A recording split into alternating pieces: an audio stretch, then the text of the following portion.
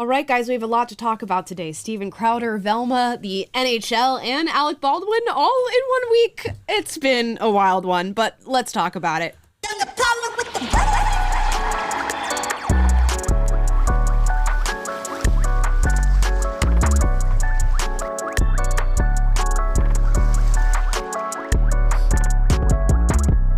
All right, guys, happy Friday. Welcome to Unapologetic Live. I'm your host, Amala. We've got Taylor here. What's up? We've got Cam in the producer's bay. What's up, guys? And we're here to unpack a lot of different stories. What a heated week it's been for conservative media, and I am so lucky to be in none of the places that are having this drama. I just get to sit on the outside and take in all of the back and forth, and there has been a lot of back and forth, but we'll get to that. We're also going to talk about Velma, the new HBO series that has been released, created by Mindy Kaling as a remake of Scooby-Doo, if we can really call it that. I mean, that is very generous, very charitable to call it a remake of Scooby-Doo. Plus, we've got some NHL drama with a player who has refused to participate in this Pride, I don't even want to know, wearing a Pride jersey for his team, and is now getting heat for his own religious reasons and standing up for that religious freedom.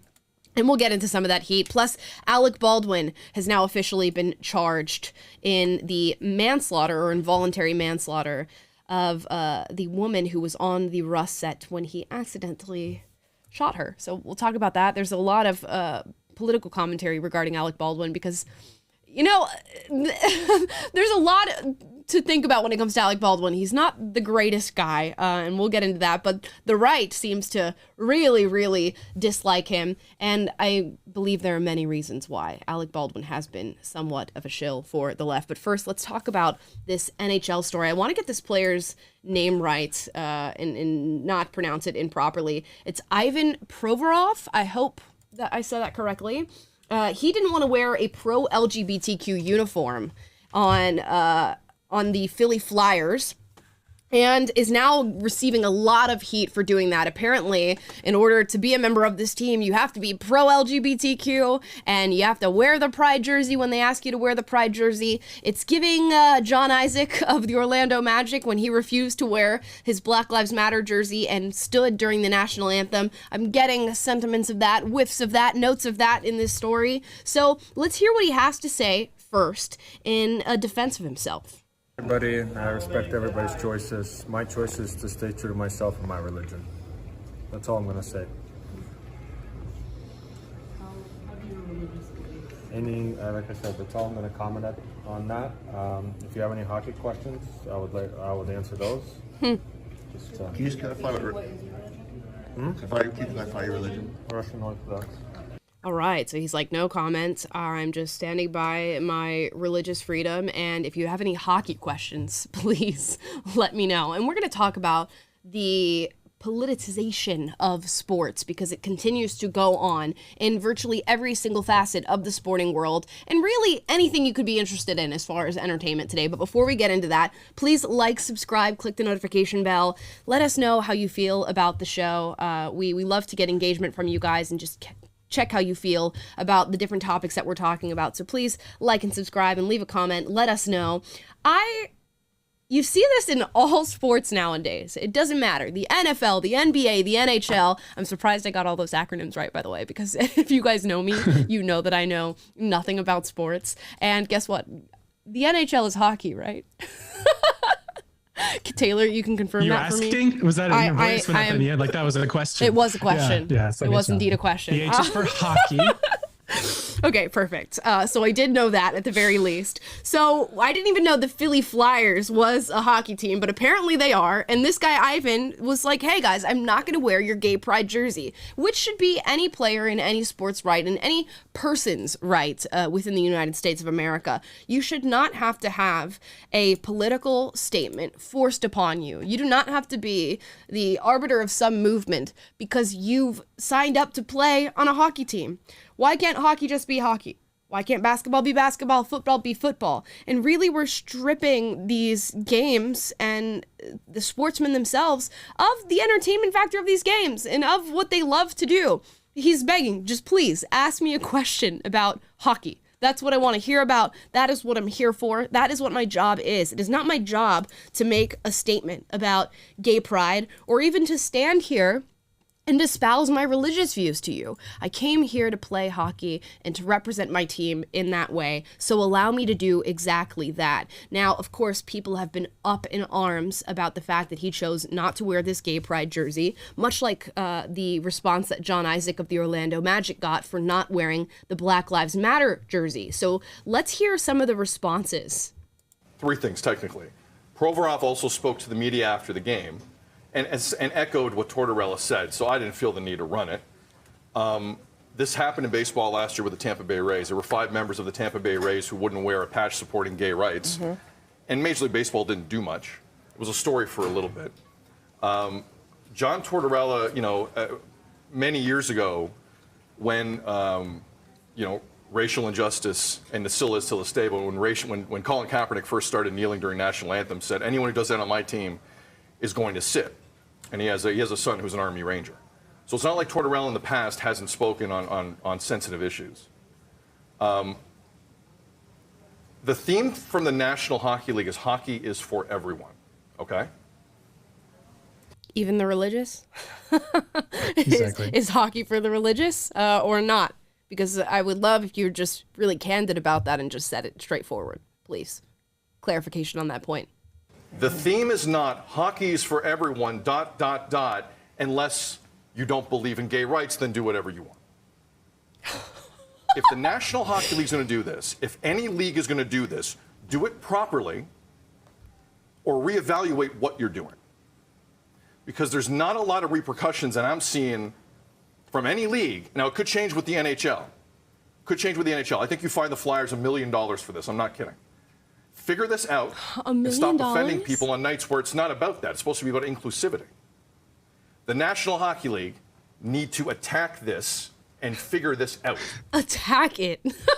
Inclusivity. It's so funny because these are such open and beautiful and positive words. We want everybody to be included unless you disagree with what we're saying. And if you disagree, you are ousted. You're done. And also, $1 million. Let me fine you there for having beliefs of your own. Oh my gosh. It's just unbelievable. We need to destroy the guy who doesn't think like us on inclusivity night, because that's how inclusive we are. We care so much about inclusivity that anyone who doesn't toe the line and follow in our groupthink is immediately deserving of being ostracized and losing their entire. I saw them calling for the team to be fined like $1 billion or something like that. Like that's the level of religious fervor. Like who's the religious zealot in this scenario? Is it the guy who's saying, I'm just not going to participate in this thing because I have privately held views that I disagree, that make me not want to participate? I'm just here to play hockey. Or is it the people who say, you better accept our view of morality in this situation, our view of what is the right way to demonstrate your support of this particular group, and if you don't, you're a bigot? Who's the zealous, religious, dogmatic Puritan in this scenario? It's pretty self-evident when you just look at this for 2 seconds, but yeah. It's crazy that they don't see it. And it makes them kind of look a little bit insane. Like with all these sports stories that we've gone through so far on this show, and let me remind myself, we've talked about Draymond Green, Kyrie Irving, as far as vaccinations are concerned, Jonathan Isaac with the Black Lives Matter jersey and kneeling during the national anthem, which he chose not to do. Now we're talking about Ivan in the NHL and not wearing the pride jerseys. And all of these players come to their press conferences and meet up with people who have questions for them, and they go, yeah, I'm choosing to do this. This is my personal belief. I don't feel as though I need to attack anybody because that's not where my heart lies on this issue. Can we get back to basketball? Can we get back to football? Can we get back to hockey and get back on track there? And they're all calm. They're even-tempered people who are coming here trying to have a conversation, and not even trying to have a conversation, trying to say, this is what I believe. Let's move on, and this is the choice that I'm making. And then they're met with such disdain, hatred, vitriol from the other side when they're just like, hey, these are the things that I believe. Meanwhile, when you have these leftist sports players, Megan Rapinoe, Colin Kaepernick, they are on the attack all the time. They can't just simply believe what they believe and let it lie and say, this is my opinion.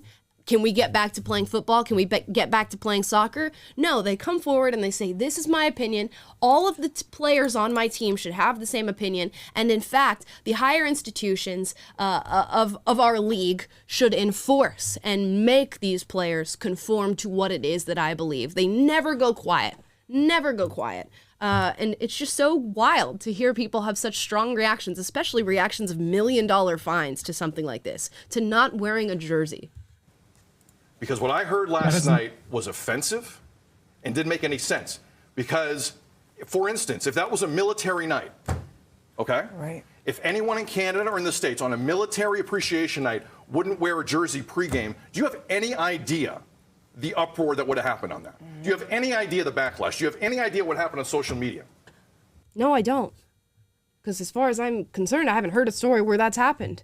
And I imagine you'd have every right to do it. I can't speak to Canadian politics, at least only from the outside perspective of watching it from the U.S., but I imagine that generally Canadian politics is very friendly to those who don't want to honor the military in their country. If it's anything like American politics, if you're here in the United States and you go, yeah, you know what, I'm not going to wear the American flag, I'm not going to wear something supporting this country, and I'm not going to stand for the national anthem, and I'm not going to support on military appreciation night, you'd have crowds cheering for you and saying you're doing such a brave thing. Look at Colin Kaepernick and Megan Rapinoe and all these other sports players who are doing exactly that. And people erupt in cheers for that.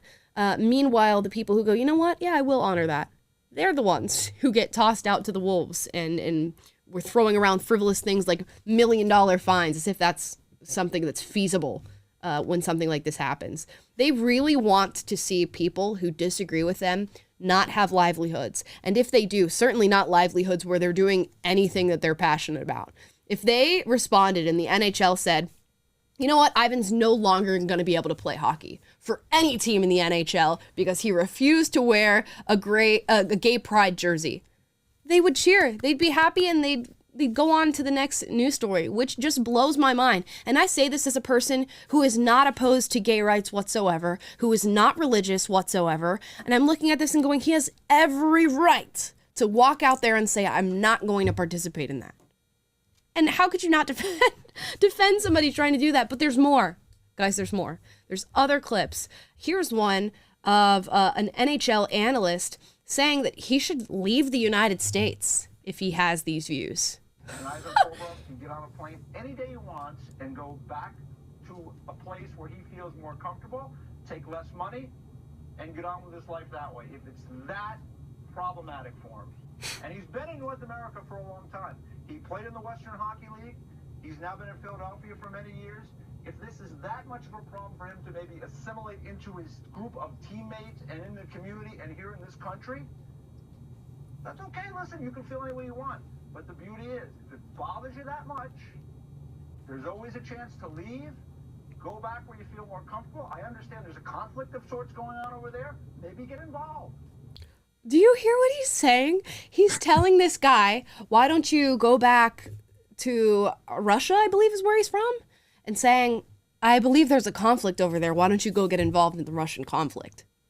Blows my mind. So wild. All because he doesn't want to participate in a Pride Night pregame, which please, anybody who's listening right now, please remind me, like, come to me and let me know what it is that gay, lesbian people are going through right now, that LGBTQ people are going through right now that needs to be defended by the NHL.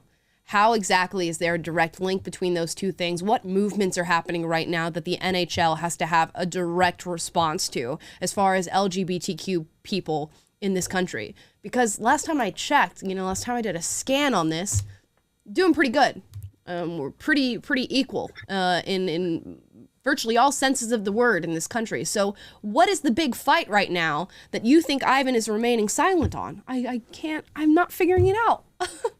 I have no idea. And I guarantee you that this host that just levied this criticism, when it comes to the issue of illegal immigrants, he would probably not take kindly to that term, and he would not carry the same energy to people who are saying, if you're in this country and you're not willing to learn English, then you better get out. He would be outraged by someone who said that. But yet, what is he doing? He's saying, if you're in this league or in this country or in the Northern America and you're not on board with this agenda, then get out. Find another country. Go back to your home country. It's the same bigotry, but again, it's like just the lens that he's looking through. It's like just can't see it. Yeah, our bigotry is okay.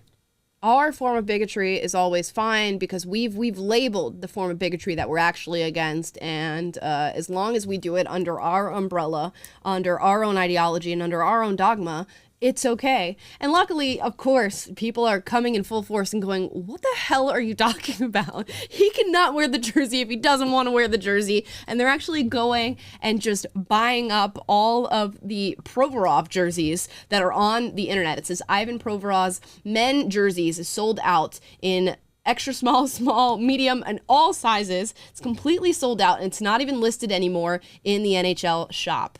Men did this, friends.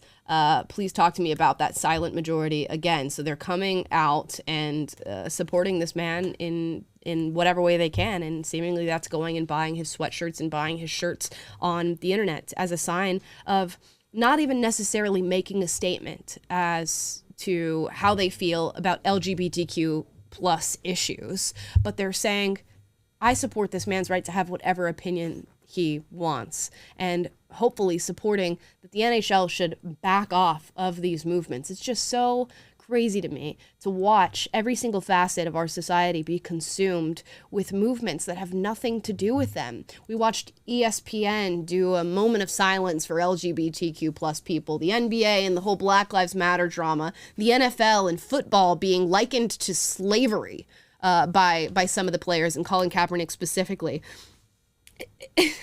These issues of race and gender and sexuality have quite literally infiltrated everything, and it's because it's about the lens through which you look at the world. You will find it everywhere, and you will try to as hard as you can. It's so wild to me. Like, you can make soda cans racist at this point. And I'm looking to see it removed from the NHL. Hopefully they learn from this, and there's a significant amount of backlash where they go, you know what, maybe politics is not for us. Maybe we should stick to hockey. Yeah, and one last thought on this is that just, there are other reasons not to want to don the pride flag than that you disagree with gay rights or anything like that. In the same way that we saw with the Black Lives Matter movement, everywhere there's all this pressure to, chant Black Lives Matter, post the black square, support the movement. But then it come to find out all this money's being misappropriated on their website. They want to dismantle the nuclear family. And in a similar fashion, the pride flag is, a lot of things are done under that banner that someone who supports gay rights may not want to also associate with. I think about our friend Dave Rubin, who is famously says, I don't consider myself LGBTQ, blah, blah, blah, blah. I'm married to a dude. That's all you need to know. And I can't imagine that he's somebody who's, waving the pride flag around, because there's a lot of baggage around that. So I think it just deserves to be noted. Like, this player did specify that it's his religious views, but the idea that it's okay for leagues to, mandate that players wear the pride flag en masse is kind of just a crazy thought, because there's a lot of baggage associated with that. And that's also why it's not a fair comparison to say that, if you kneel for the flag or whatever, the flag's for everyone. So anyways, I just thought that was an important thing to add. And this is something I think about every time we hear a story that has LGBTQ plus in it. Like, why does that acronym even exist? How are you taking all of these different groups of people and lumping them together? There are no two lesbians who are completely alike. There are no two gay people who are completely alike, trans people, whatever you want to say. But we've taken this whole acronym that it encompasses millions of people at this point, and it's gone. You're all going to be stuck together, and you all represent one singular monolithic movement, and we're going to move forward with this and put it on patches and put it on jerseys, and ESPN will do a moment of silence for you. And you have people who are supposed members of this community going, wait a second, just like Dave Rubin. I'm not a part of this whatsoever. How would you lump me into this? How would we end up linking these things together? And it shows how simplistic the human mind is. We go, not straight people, we link together with letters. You do something different with gender, we link together with the other letters. It's just so crazy. Even though these are all separate individuals with their own likes, dislikes, ideologies, philosophies, values, principles, they go, you together with you, together with you, together with you, one movement. Because you do something different in the bedroom than the heteronormative people do. The language is just throwing me for a loop. And guys, this sort of ideology is, like I said, seeping into other parts of our society. Now children are being exposed to it in schools, which is so wild. And it's a perfect segue into a campaign that we're doing here at PragerU for protecting children's innocence. And you guys can go and sign up for that and just let us know that you're also on board with this movement. You'll get updates from everything we're doing, content that we're creating here at PragerU that is directly attached to that subject matter, and you can go to prageru.com/protect-children's-innocence and sign up there if you like, and that's totally up to you. We'll be focusing on human trafficking, child exploitation, and some of these curriculum items that are just being injected into children's minds at school. So if that's something that interests you, head over to prageru.com. Now, let's talk about this show. Oh gosh. This is a show that I've subjected myself to recently. And I do regret it, but I'm going to continue. And I'm going to continue watching it because this is what we do here. We torture ourselves on this program. And the show is Velma. And guys, if I sound like I'm going to cry talking about this show, it's because your girl loves Scooby-Doo. Ever since I was a child, I was watching Scooby-Doo. And every single, iteration that came out of Scooby-Doo, Mystery Incorporated, the Scooby-Doo movies, like everything. Love it. These characters sit in my heart and just are so nostalgic for me. So I heard there's going to be a remake, right? They're making Velma. And then I heard that Mindy Kaling was going to be the writer, producer, director of the show. And a single tear fell from my eyes in hearing that, because I'm familiar with Mindy Kaling. I loved her in The Office as Kelly. I think she was great in that show. And she was, in fact, a writer for The Office, is genuinely not, the least funny person on the planet. And unfortunately, I know what her politics are, and I know that this is going to be a brilliant opportunity for her to inject her message of the world into this iteration of Scooby-Doo, and she did exactly that. I wrote a small list. There's 4 episodes of this show out now. I wrote a small list of every single woke element and theme that I have seen so far, and I'm sure I'm missing some. But you guys are familiar with the Scooby-Doo characters, and if you're not, go watch the old version of this show. But Velma, okay, you guys know Velma, Jinkies, wearing my glasses, cute, nerdy girl who's constantly solving mysteries and is super smart. Well, Velma now is a bisexual Indian girl who has the most atrocious personality of any cartoon character that I've seen in a while. Daphne, our lovely redheaded maiden, is now an Asian redhead lesbian who's also a horrible person.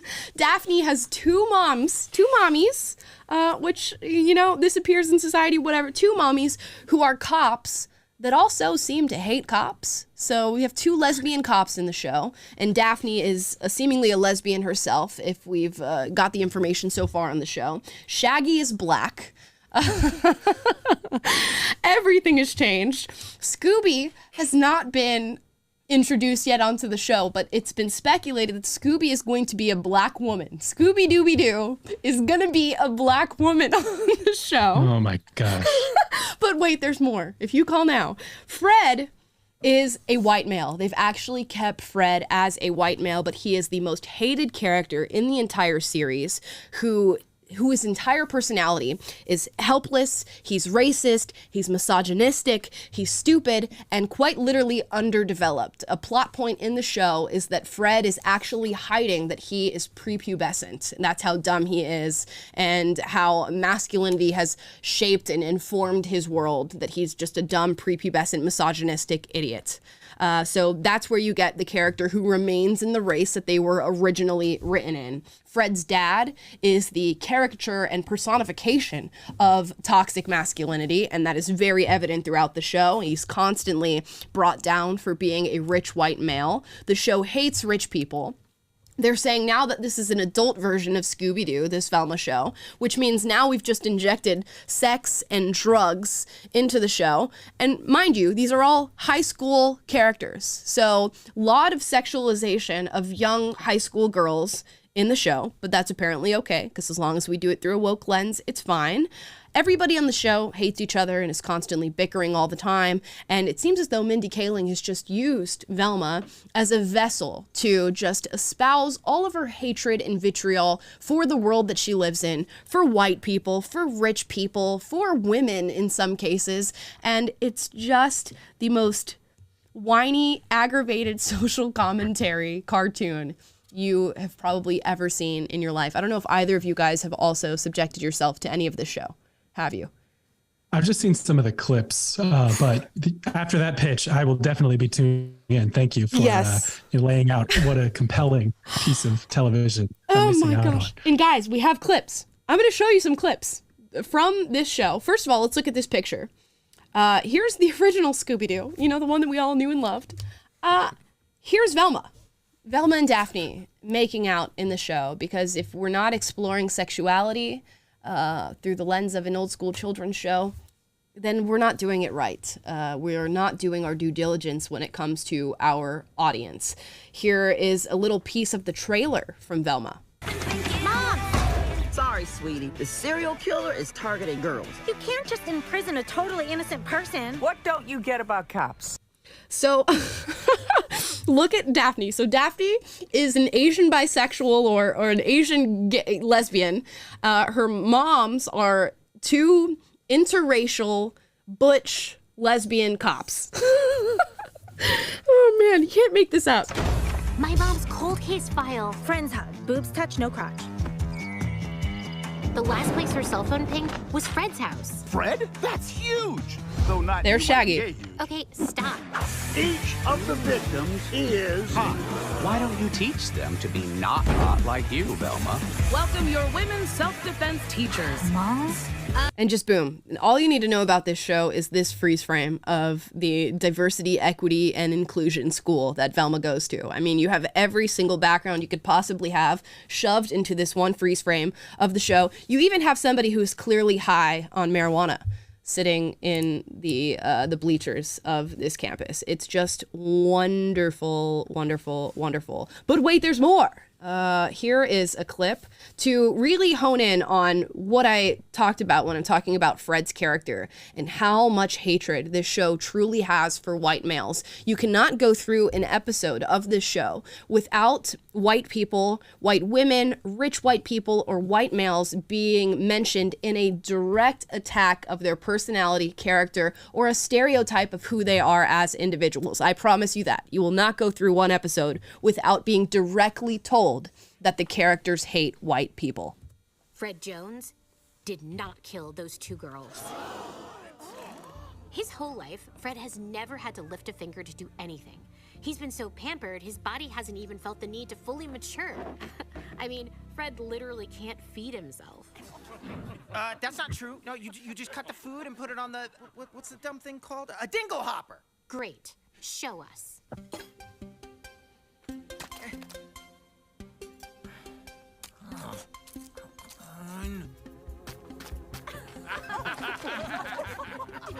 Like, what? Do you guys remember Fred being that stupid in Scooby-Doo? No, I don't think so. I think he was pretty capable. I think all the characters are pretty capable. And there's nothing that is inherently wrong about having diversity in shows.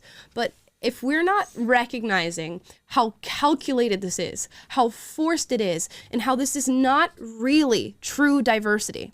You know, if you throw diversity in shows and suddenly you have a black woman and an Asian woman and a black guy and they're all the same personality, they're all, you know, good and great characters and they really do no wrong because of their ethnicity. And then you have white people and the white people are the horrible, evil villains of the show, as is so predictable in virtually every single show that comes out these days. It's not real diversity. Like when we were growing up, or at least when I was growing up, I watch shows, and we can go back and watch shows from our childhood and see there is diversity in those shows. There's black characters, there's Asian characters. You know why it wasn't shoved down our throats? Because the characters just existed. There was never any reference to their skin color. There was never any reference to their background or the feminist struggle that they go through as women. The characters just existed and were treated and written like every single other character in the show, with their own story, their own background, and no reference to like their skin color or how they're fighting the patriarchy. And now you can't have it. You can't have it. If there's a black character in a show, we have to acknowledge the fact that they're black. We have to acknowledge the fact that their life has been harder than any other character. We have to acknowledge that everything they do is okay because of their skin color. We can't just allow the world to look like the world is in shows and just be quiet about it. It doesn't exist anymore.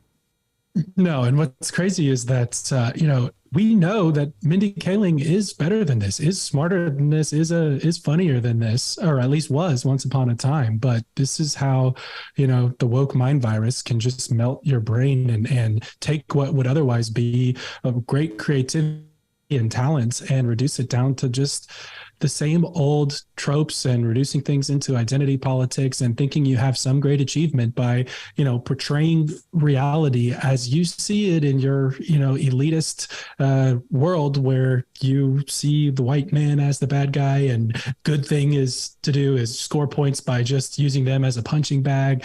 And, it's the same energy that we saw in She-Hulk. It's like, it's like what these college educated, just overly, you're inside your little bubble in LA and New York, and you're in your apartment and you joke about how angry you are at white men and how crappy they are and how oppressed you are as a woman and how you're fighting the patriarchy and all this stuff. And that all works in your fantasy world. But the problem is that people that live in this fantasy world are in charge of what gets on TV and what gets on HBO Max, in this case, what gets in Disney and a lot of those shows. And the problem, it just doesn't resonate with people. We saw Disney lost a ton of money on one of their recent woke movies for kids. I forget what it was.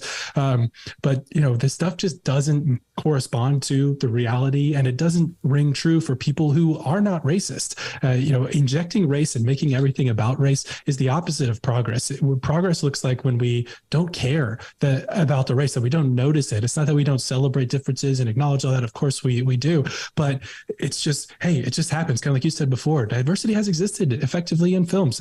Top Gun Maverick was a great example recently. They happened to have some characters that were from different backgrounds, and it didn't come across as something where it's like, oh, it's some great achievement that we put the person of this gender and this color in the movie. It was just, hey, this feels consistent with the real world that I live in, and it rings true. And the movie's not about that. It's about the values we share. It's about the heroic journey that he's on. It's about the challenges that the characters are facing. It's about an actual plot. And that's how you get good stories that are worth telling, that resonate with people, that they enjoy watching. But when you reduce it down and the whole point of everything that you're doing is just creating a stage to, play out identity politics and portray the world in this imaginary, weird way, people are just like, nah. And this is bombing. You look at the Rotten Tomatoes. I think the ratings speak for themselves. Right, which means that left-leaning people probably aren't liking the show either, and it's just like, it's way too much to like bite off, and just really not good. And for as self-aware as the show likes to think it is, like when you're watching the writing is very simplistic, but Mindy Kaling likes to think the show is self-aware. There's a moment where Velma's explaining her traumatic backstory of her parents and her mom's disappearance, spoiler alert, but she explains this traumatic backstory, and then Fred, the character across from her, goes, wow, now that you've explained that traumatic backstory, I now feel connected to you as a character. Like, literally says word for word what is happening, and it's like, haha, look how self-aware we are, while ultimately lacking the highest peak self-awareness that you need, that you are delving into subject matters that your audience does not care about and does not want to watch.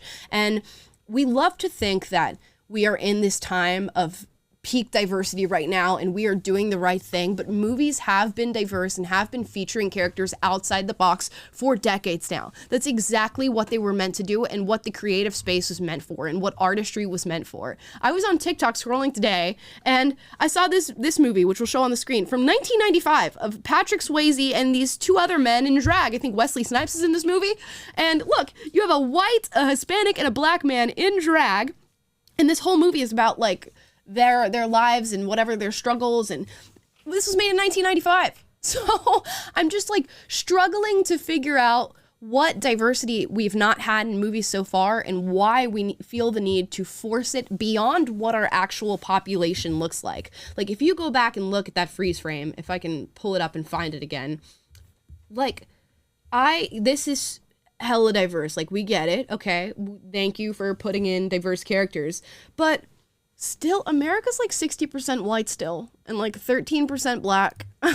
So now we're at the point of overrepresenting characters because we just want people to know how virtuous we are all the time. And it's getting to the point now where you could watch a movie from the 90s and not know what year in the 90s it was made. You could watch a movie from the 80s and go like, yeah, this feels like an 80s movie, but it could have been made at any point in the 80s. Same thing for all the previous decades. But now we're in this space where it's like, yeah, that's a movie from 2018.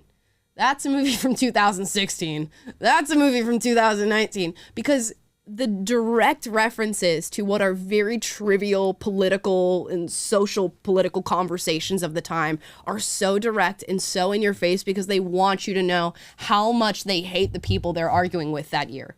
It's just like there's going to be no blending or no cultural mesh of the last decade other than left hates right and left controlled Hollywood. It's just so sad.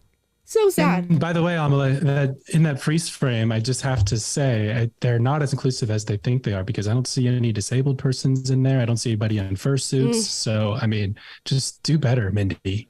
You know what? It's actually bigoted of you, Taylor, to think that disabilities are always visible. There's invisible disabilities, and there are many who could be struggling with it in this photo right now. So I'm going to need you to retract that statement and apologize.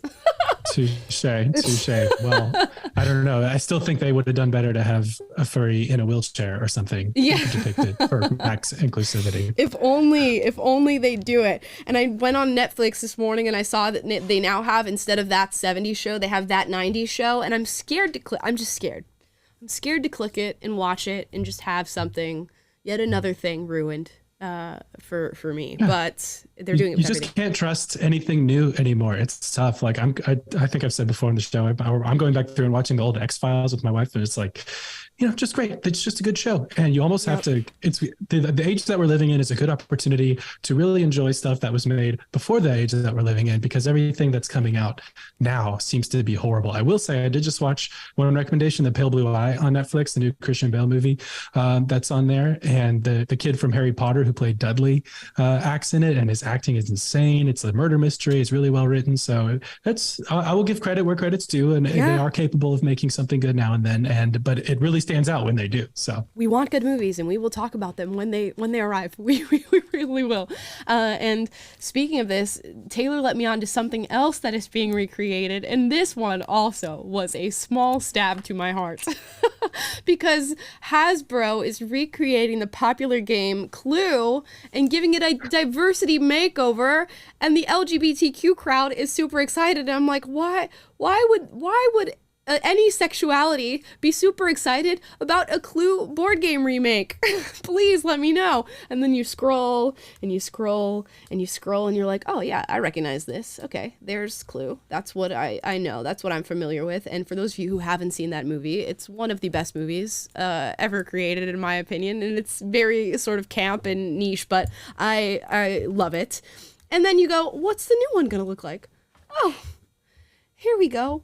It's more diverse, and apparently one of the characters is gay. How you figure that out in a board game, I don't know, and I don't want to find out. But here's the new Clue, the Clue members. And again, there's no issue with placing diversity in games, but it's just feeling so forced. Like, you really don't have to force feed me diversity. And if you want to create something that's diverse, create something that's diverse. Don't go and snatch somebody else's intellectual property and then recreate it for yourself. And as far as Velma's concerned, it's almost like Mindy Kaling took the intellectual property and source material of Scooby-Doo Mystery Incorporated, literally burned it in a bonfire in her backyard, and then was like, the outfits are nice. I'll take the outfits and throw them on whole new characters that have nothing to do with the backstories of the previous characters that we've known and have no connection to the original Scooby-Doo series. And that's what's happening with all these remakes. It's like, let's burn the source material and strip it away of everything that was good, traditional, long-lasting, or just had like pivotal truths that you could take with you beyond your watch and in decades later in your life. And let's instead inject it with menial, trivial arguments that we're having right now, this week, and we will not be having in 6 months from now, and put that out into the world, where there's no silver lining and there's nothing to take home with you. And there's certainly no element that if you watched it, you're going to have that piece of information with you for the rest of your life. It just lives in the now. Yeah. Yeah, some of the most cherished intellectual properties of our time, like for me, Lord of the Rings was so great, or is so great. But they just become Trojan horses that Hollywood is just purchasing the rights to, and then using them as a Trojan horse to put in all of their views and narratives, and the Mary Sue woman who can do no wrong, who fights the patriarchy and brings down the system. It's just, we see the same tropes over and over again. And they're taking the creativity of actually creative people who actually achieve something and built art, and then reducing that down to a veneer for their ideology, and then just shoving their ideology in it and wrapping it in the wrapping paper of this, thing that everyone loves, and then expecting everyone to just not see it and love it. And it just doesn't hit the same way that the original stuff did. And it's like, if you have a message that you want to put out into the world, if you have a story that you want to tell, then come up with it on your own. You shouldn't need to use this other stuff as to prop yourself up as a crutch. You shouldn't need to rely on cherished products to get people's love and attention. You should be able to earn it for yourself with genuine creativity. But they don't have that. And so that's the tragedy of our time, is so many great cherished IPs are just being, whether it's the climate narratives, whether it's feminist narratives, whether it's forced diversity, it's like, this is as much, you haven't achieved something by doing one more thing that says the exact same thing, that tells the exact same story, that has the exact same theme as we keep seeing in everything that's woke. You've achieved something when you've created something original and beautiful, and I'm waiting for it. I know. And I just can't, I can't help it, because I'm only going to get to talk about this Velma thing once. So I got to really to the fullest extent let you guys know how horrible this is. This is quite literally, this is like Mindy Kaling's dreams playing out on TV. She is in love with Velma and in love with Fred in this show, and Velma loves her, and Fred is like, she's not hot enough for me. This Indian woman is not hot enough, and he keeps confusing her for a Mexican because he's racist, and making jokes about her being Hispanic because he's racist. And then Velma, who is basically Mindy Kaling, from now on we'll just say Mindy hands Fred a book, The Feminine Mystique, which you all know is a very feminist, it's foundational to the feminist movement. He reads The Feminine Mystique, and his white man eyes are suddenly, the wool's pulled over his eyes, and they pull it back, and he goes, suddenly I value women for their inner beauty, and Mindy's just the hottest lady, and I'm so in love with Mindy. And he goes and tells Mindy how in love he is with her feminist embodiment of the movement. And she turns him down and goes, well, now that I have the attention of the white man, I don't need it anymore, but thank you for reading The Feminine Mystique. I said it before, I'll say it again, Scooby-Dooby don't. Which I'm very proud of you. Did you come up with that one? That is a very good pun. I did come up with that one all by myself. Wow. All by my lonesome. As a dad joke enthusiast, I am so proud.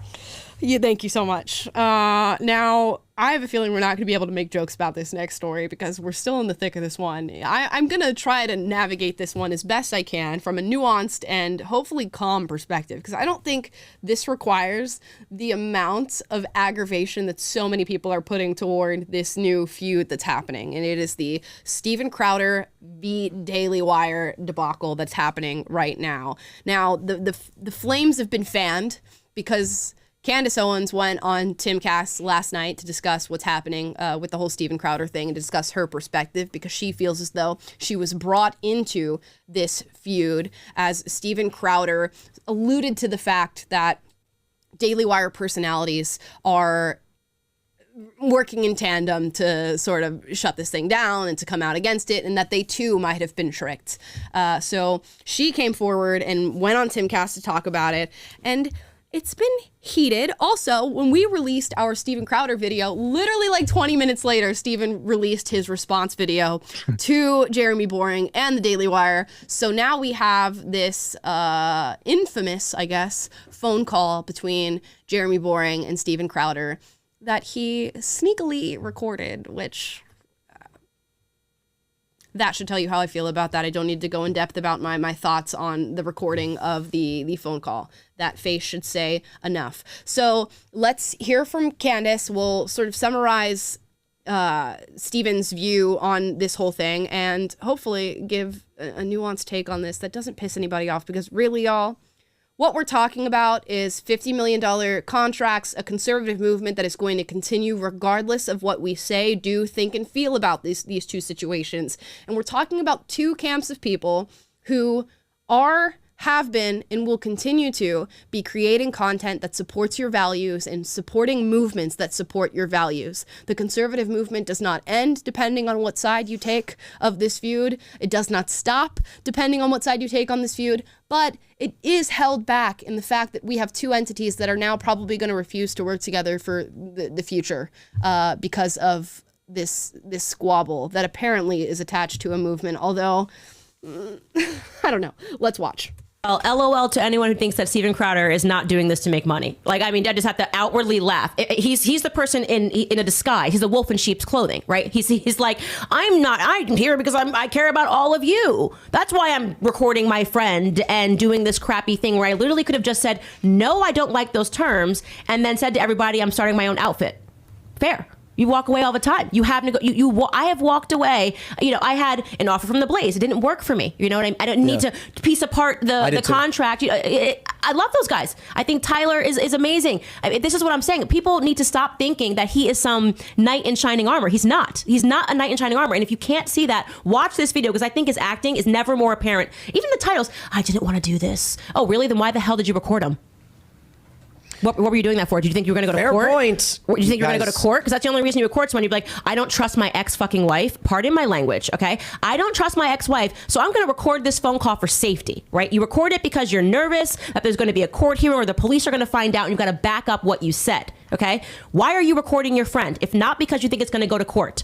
Oh, because you think it's going to go to public and you're doing it intentionally because you know you're about to start a war. People, please use your common sense. It's not even because I work for Daily Wire. It is because he personally he's lying, and he insulted me, and during his lying campaign, he's still lying. He even said something in this video where he's like, now they're sending out their... No. You took... If you're going to aim and you're going to hit somebody with shrapnel and it's going to be me, you better aim correctly, because I don't like shit like this, okay? I have been quiet. I know Steven Crowder treats people like absolute trash. It's a known thing in the conservative movement. Ask anybody that works at the Blaze.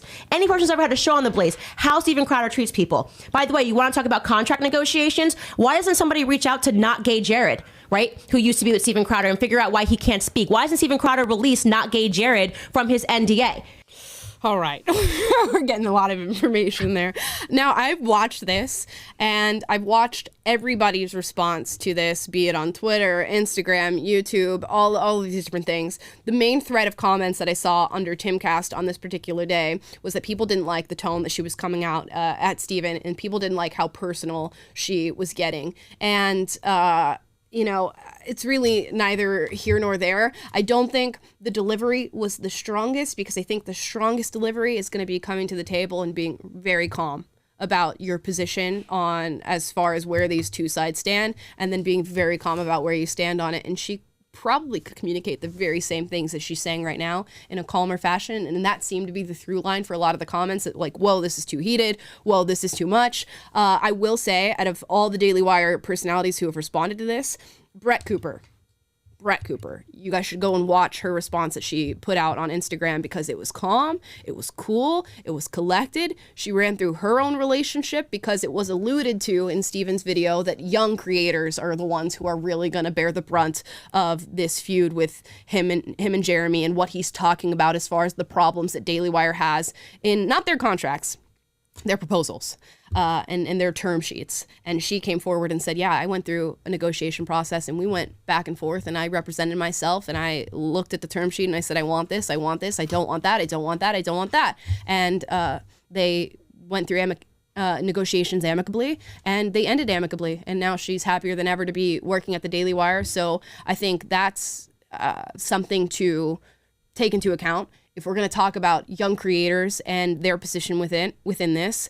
And then Steven Crowder, of course, in his video showed the Jeremy Boring phone call and released that recording and said this is not about money, and it was made to be about money because of the $50 million that is hanging in the balance here. Not hanging in the balance anymore. It's cut off. But the $50 million that was offered, and stated that this is about a movement, and I'm worried about how this is going to affect other young creators. And I can understand the sentiment there. I can understand with what he's seeing as far as being penalized for demonetization or being penalized for losing ad sponsorships, that you might have a concern for young creators going in and signing these contracts. Because if you're a young creator and you're not signing a $50 million contract and you're getting penalties of 20, 25% on ad sponsorships and the loss of this revenue, then that's a far greater chunk for you than it is for somebody like Steven Crowder. But I also like to speak to the fact that hopefully young people are, and especially the ones who are going to be hired at a company like Daily Wire, are smart enough to represent themselves and are smart enough to know what those numbers look like. And if not smart enough to represent themselves, legal counsel is something that I would recommend for anybody who's going to be discussing a long-term contract to the tune of 4 years. I don't know if that's what they do. But Brett said in her response video to this that when she was hired at the Daily Wire, she got initial contract and it was, hey, you're a young buck. You're not super present on social media. Like, you're not very active right now as far as conservative content making. We don't know what's going to come out of this. We don't know what the response is going to be. The contract is going to reflect, hey, you're starting out in the game. We don't know what's going to come of this, which is, I think, fair for any business model. And as soon as she started to blow up, which happened within a matter of weeks, if we're following her trajectory and her meteoric rise, they said, oh, come back to the table. We got to talk, because this contract no longer reflects the state that you're at, which is what you would expect from any good business person who truly values the people working for them. Now, to Steven's credit, if you're working for somebody who's not a good business person and who doesn't care for their workers, then you're not going to have another conversation in a few months when you're going through this meteoric rise where they go, let's reassess that contract. A sleazy person would go, oh, you signed the contract already? We didn't know you were going to get 1 million followers. You didn't know you were going to get 1 million followers. Who's to say we should compensate you? But it seems as though Daily Wire has been diligent in assessing the value of their personalities and saying, let's talk again, because your value has increased far past your contract. So I think there's room for both of these arguments. And it's really weird to me that people are saying, I'm going to pick this side. This is the side that I'm on. I'm not going to support the other side. And I don't want any further communication, or I'm taking my subscription away from Daily Wire or whatever, when the endeavors of these two individuals are going to be pretty similar for time to come. And it seems like this is not a misunderstanding as far as values and principles. It's a misunderstanding as far as business models. And if anybody made that very clear, I think Steven Crowder made that very clear in telling Jeremy on this infamous phone call, you should change your business model.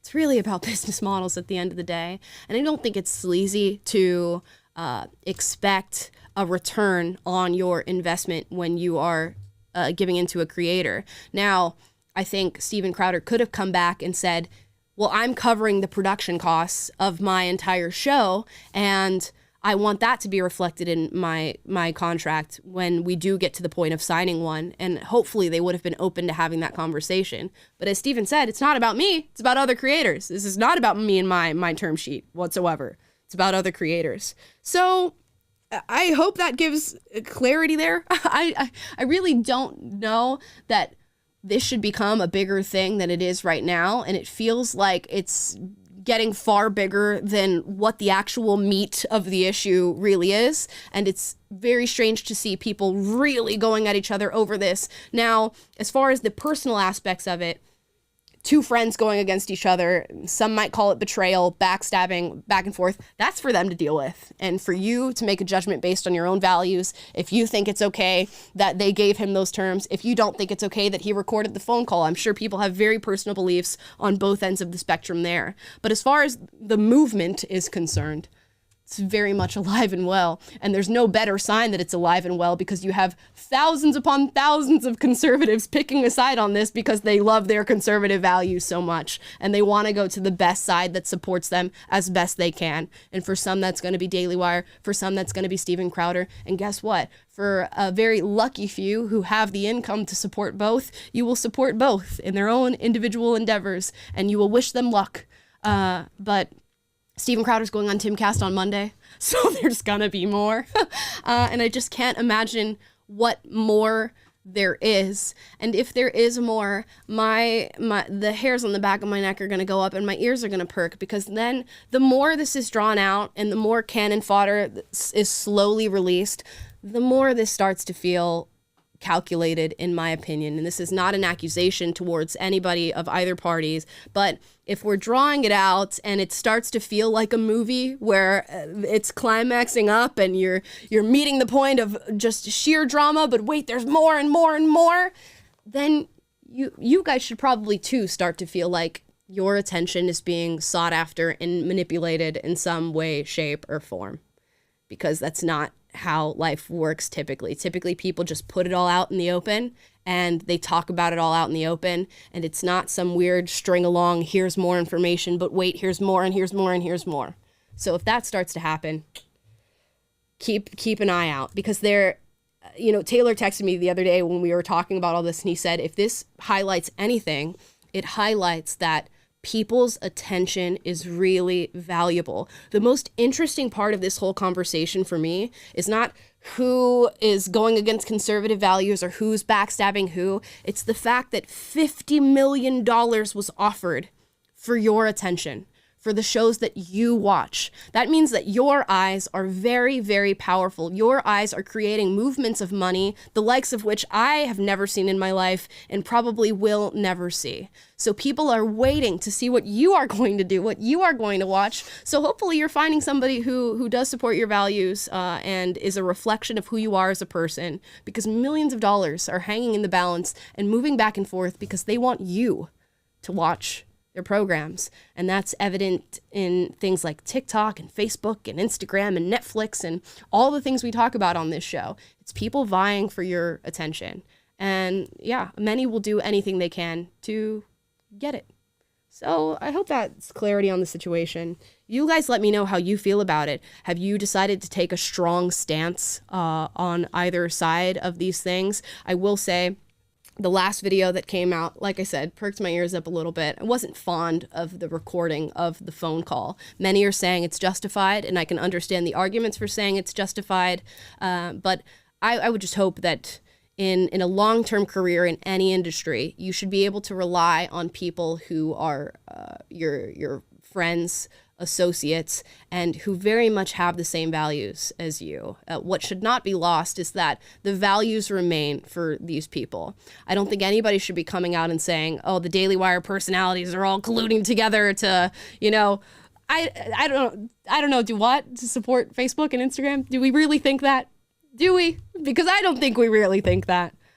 So just be mindful of people's proclivity to try and gain your attention and to gain the value that you bring them in all of this.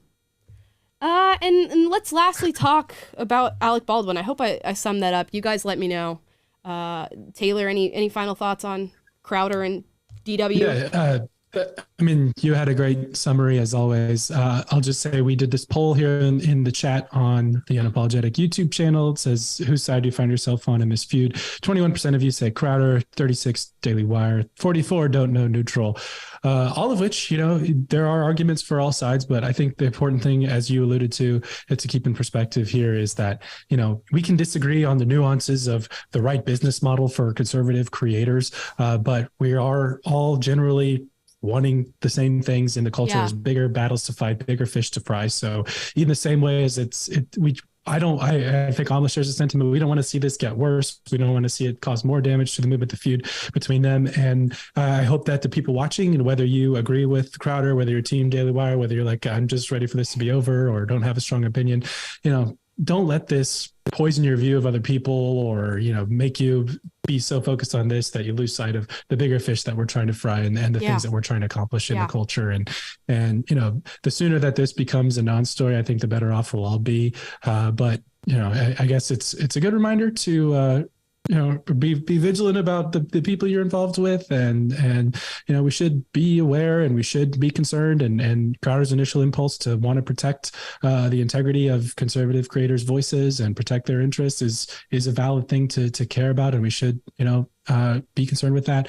But just let's keep of and not make one thing so big that we forget about the much bigger things. Yeah, none of these models were bad.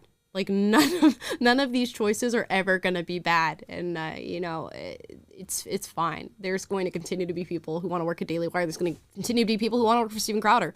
Allow those people to exist and do their thing. And you never, we can talk about blaming like larger entities or whatever, but at the end of the day, we all make choices. We all go and read the term sheets before we sign them. And I think that's something to be reminded of as well. And you can go, nope, not for me. Moving on. I'm going to do my own thing.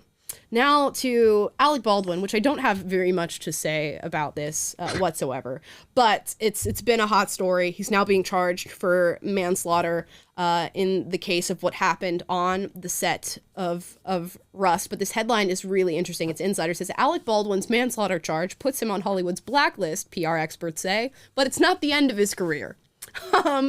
Is that what anybody's concerned about when it comes to this issue in particular? Are people really sitting on the edge of their seats wondering, is he going to be in another episode of 30 Rock? I don't think so. I don't think that's what people are waiting for. But let's read some of this article. Alec Baldwin is going to spend some time on Hollywood's blacklist after he is charged with 2 counts of involuntary manslaughter in connection to fatally shooting cinematographer Halyna Hutchins on the set of Rust in 2021, Hollywood PR experts told Insider.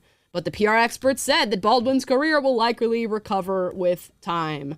Now, I've seen some wild stuff about this story, some saying that Alec Baldwin murdered her and he did it on purpose, and he knew that there was a bullet in the gun that was going to hit Halyna, and he did it because of squabbles they were having on the set. I've seen people say he deserves to be in prison for life and that it's his fault. I've seen others like Joy Behar, and I didn't pull the clip up for the show. I should have pulled the clip up for the show. Say that the prosecutor in this case and the one who's bringing the charges against Alec Baldwin is a Republican. And we all know how Republicans hate Alec Baldwin, so there might be something nefarious going on here, which might be the most ridiculous thing I've ever heard. And her audience responded accordingly, just looking at her like, girl, what?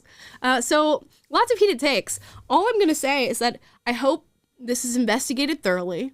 I hope the person responsible for the, I don't know what we call this, malpractice that happened in this case is brought to task, whether that's the prop master, whether that's Alec Baldwin, whether it's multiple people who had this gun handed across the set and didn't think to check whether or not there was anything in the chamber and handed it to him.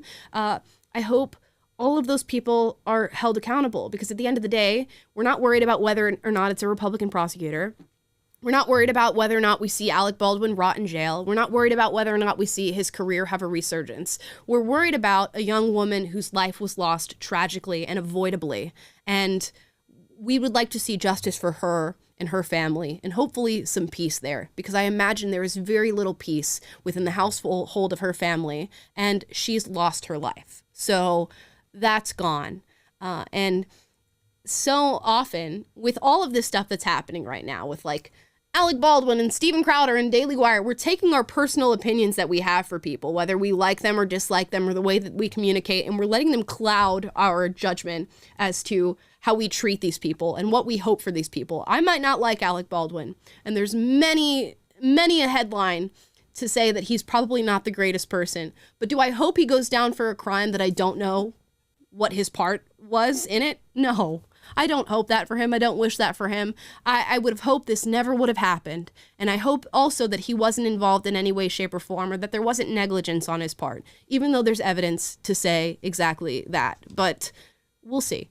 George Clooney did come out and say, well, I've never been on a set where I've had a gun placed in my hand and I didn't check the chamber of the gun and, let other people check it before the scene started, after the scene was over, and that there is an SOP or a standard operating procedure for when handling firearms on a set. And clearly that standard operating procedure was not used in this case. And if that's the case, then a lot of people are accountable here. It's not just Alec Baldwin, even though he's the last person, the final decision maker, and that should be taken into account. But it's also the props master. It's also people who are working in production on this set who are meant to check things. It's people who do the final call and the final sweep of everything before you say action. So lots of things to worry about here. Don't attack anybody just because you don't like them, because what I know for damn sure is that there were a few people on set that day, on the Rust set, and I was not one of them. That's all that I know. Yeah, I think you have the right energy with this story, which is that this is ultimately not really a story about Alec Baldwin first and foremost. It's a story about Halyna Hutchins and her tragic death and getting justice around that and justice for her family and really taking a look at the actual situation.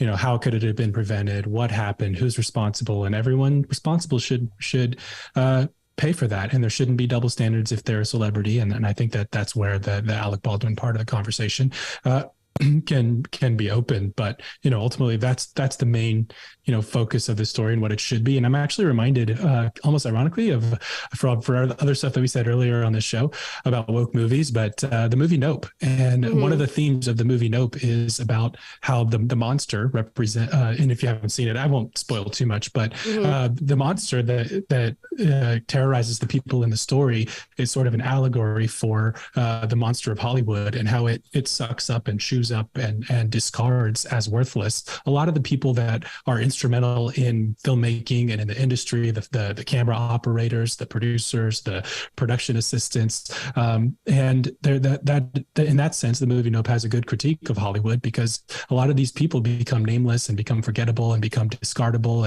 and just become useless. And I think it's important, even if you're already anti-Alec Baldwin and anti-Hollywood, don't let that same sentiment come into your heart too, of hey, that all I care about is the politics around it, blah, blah, blah, blah, to where you lose sight of the core human element of this story is that it's about the tragic loss of life of someone who was just doing their job because of unsafe working conditions or because of negligence. And, that's really, I think, where we need to live here when we're talking about this. Right. Yeah. And who knows? Who knows? I believe what they say, there was only maybe 3 people in the room, and one of them has tragically been shot and killed. So this might be one of those, you never know what happens, and they're just going to have to go through protocol and figure it out. I know initially Alec Baldwin said I just pulled the hammer back on the gun, and then the gun went off, which does not sound very feasible to me, but it very well could happen, and things malfunction all the time. So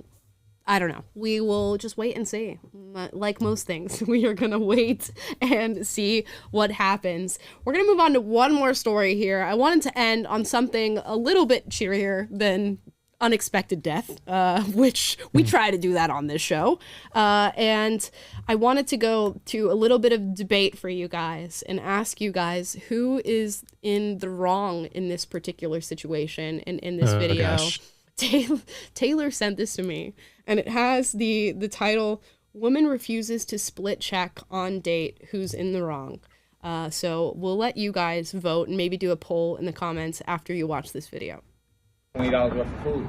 Okay. Am I right or am I wrong? Okay. Well, you want me to order did you not even order dessert. You ordered the bowl and you ordered the hash browns, and that's $18.75. Look it. $18.75 with taxes. It was $3.86, so I'm just breaking it down. Split that up. $3.86. Half of that is almost $2.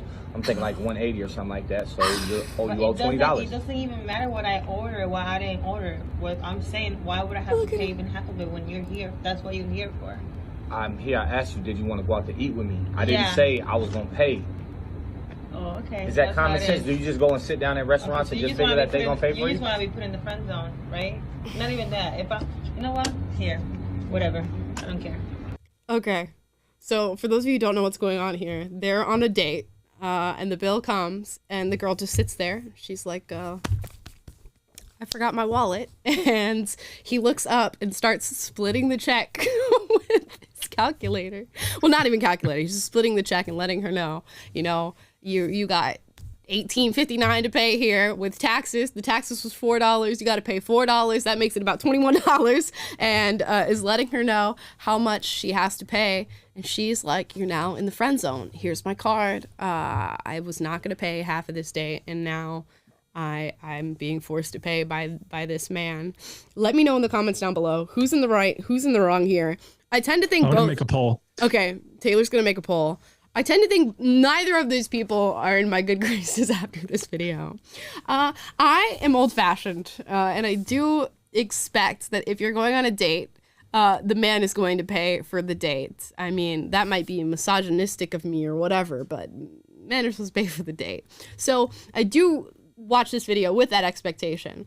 But also, once he stated that he was not going to pay for the date, she should have just been like, okay, here's my card, and that's it for me. Like, you shouldn't come with the 100% expectation that a man is going to pay. You should be ready to be able to pick up whatever you've ordered on your date, but it shouldn't be expected. You guys, what do you think?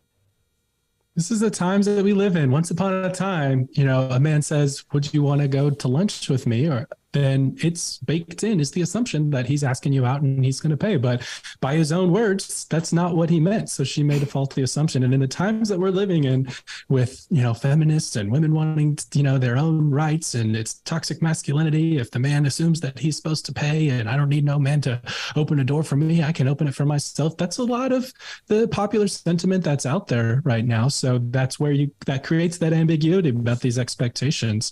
Right. So that's how you result in this. So who's at fault? I would say whoever is responsible for tearing down our traditional understanding of gender roles. What a philosophical answer. Creating this quagmire that we are now find ourselves in. I love it. Yeah, the World Economic Forum's at fault for this one. Cam? It's BlackRock. I think they're both probably in the wrong, but I think it also depends on what the context was. I heard her say, "If you're not paying for the bill, what else are you here for?" I don't know. If somebody said that to me, I would probably be like, "Well, suddenly I don't have my wallet either, and you're paying for the whole thing." I don't know. My big takeaway is I just love that he split the taxes. He did it down to the cent. He's like, taxes is $4. That means your part is $2. Yeah, what a mess we're in. I've seen many a video like this. I saw a video a couple weeks ago of this girl who went out on a first date with a guy, and she tried to get him to pay for meals for her children that were back home that were not his kids. So for every man like this, there's a woman like that. So maybe it is just a sign of the times, and nobody is to blame in this situation because we're just in a mess. Maybe this is something that needs to be hammered out before first dates. I'm asking you out on a date and I'm paying for it now. How tragic is that? That we have to have these sorts of squabbles on our first date. Yeah, then you can have a whole forum where you talk about who's paying. Do you give consent before, giving a hug? Right. Do you want the door open for you? I think we're in a place now in our culture where you're going to have like a very detailed form that both parties need to sign before something happens, just to avoid any kind of confusion and liability. I'm glad this will never be the case in my life. Oh my gosh, never will I subject myself to something like this. Whew. For all y'all out there that are in this game, in the dating world, whew, I have respect for y'all. This is what the Steven Crowder and Daily Wire negotiations were supposed to look like. But they never Photoshop each of their faces on this man in the yeah.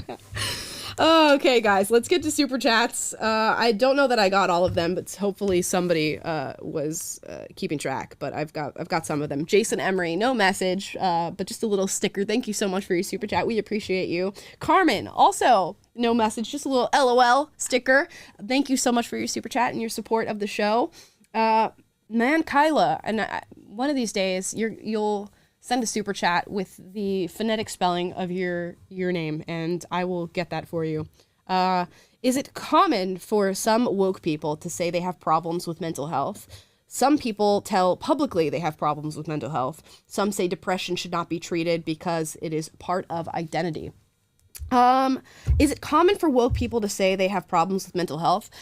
I'm going to go out on a strong limb here and say yes. And there's good parts of this and bad parts of this. I think people who we tend to consider to be on the woke end of the spectrum or the left-leaning end of the spectrum are more open and more sensitive to conversations surrounding mental health. And I do think that is a good thing in so many ways, and that it's often a part of our health that is not taken into account and we're not taking stock of and not having conversations about. So in that way, it's good. But when you correct for our past and you overcorrect, that's the issue. I think we've overcorrected a little bit, and in overcorrecting, we've glamorized and fetishized mental health issues and illnesses. So now people attach themselves to them, and many say they have them without actually having them or being diagnosed and all these different things, and it has become somewhat trendy.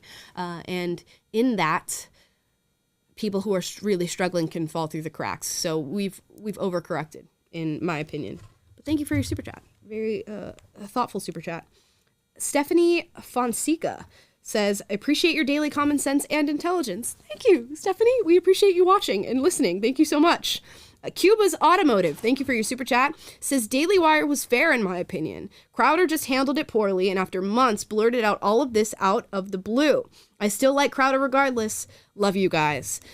Yeah, it's the timing is questionable, is what I will say. The timing is questionable, and it seems like these conversations were had a very, very long time ago. So I'm sympathetic to maybe he simmered on this for a bit and didn't know what to do and then came out with it. But I'm also sympathetic to the idea that maybe this was planned out a little bit, because when you have millions of subscribers and paid subscribers, not millions of paid, but many of them are paid. He has millions of subscribers on YouTube. Many of them pay for the services that he provides and for his Hmong Club. If you have all of that hanging in the balance and you come out with some bombshell video like this, you kind of have to be strategic in what's going to happen in the fallout. You have to think about, what are your next moves? What is the person's response going to be? How do I respond when they come out and respond to me? So really, strategic is a light word, because you have to be strategic if you're coming out with something like this.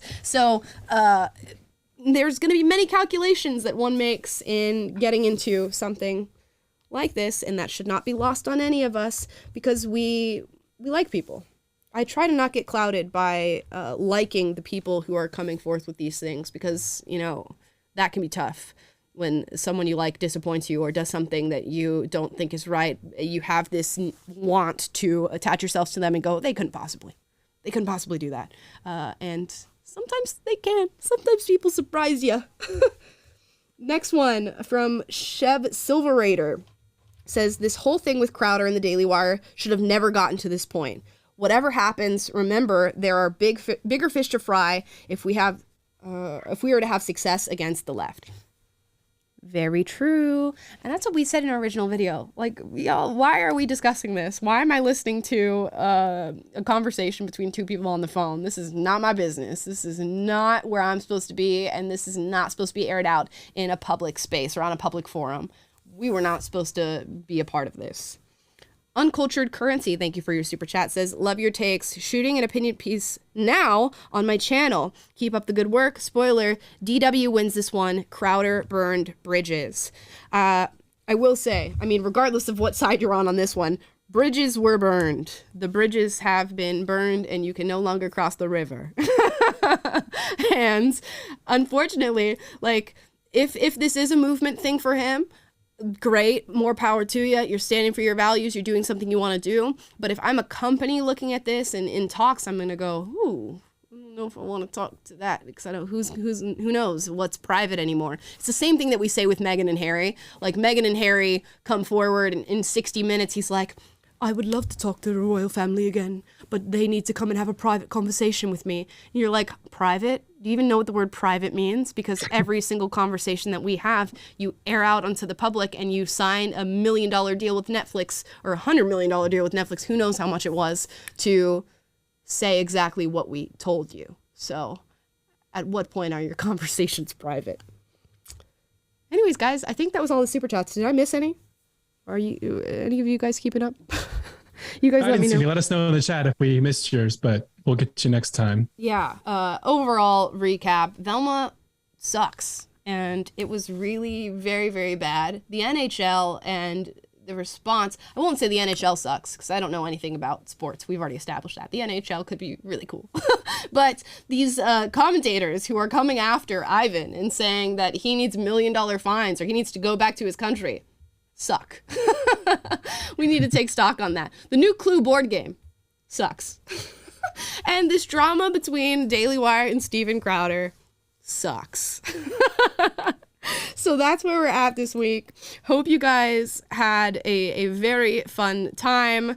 Hope you guys are soaking in all the drama. Timcast is officially the TMZ of the conservative realm, apparently, because we're going to have more heat on Monday night as Steven Crowder enters the conversation, not for a second time, but a third time. But wait, there's more. And we'll be here to cover it if anything sensational or salacious happens, because we are a drama channel ourselves, I guess. Thank you guys so much for watching. Please like, subscribe, click the notification bell to be notified every single time we're live. That's Monday, Wednesday, Friday. Plus, we're posting videos every single day. Don't you want to be notified when those go up? I would, because I'm me and they're my videos. But maybe because you like the videos as well. Leave a comment down below. How do you feel about this drama between Daily Wire and Steven Crowder? Most of you seem like you're staying out of it and you're just going, ugh. Why is this happening? Let me know how you truly feel in the comments down below. Are you going to be watching Velma? Do you care about Ivan in the NHL? Are you a hockey fan? And what are your thoughts on Alec Baldwin? Duke it out, debate it out, but most of all, be kind and loving and compassionate and understanding for one another. We'll see you guys Monday. Bye.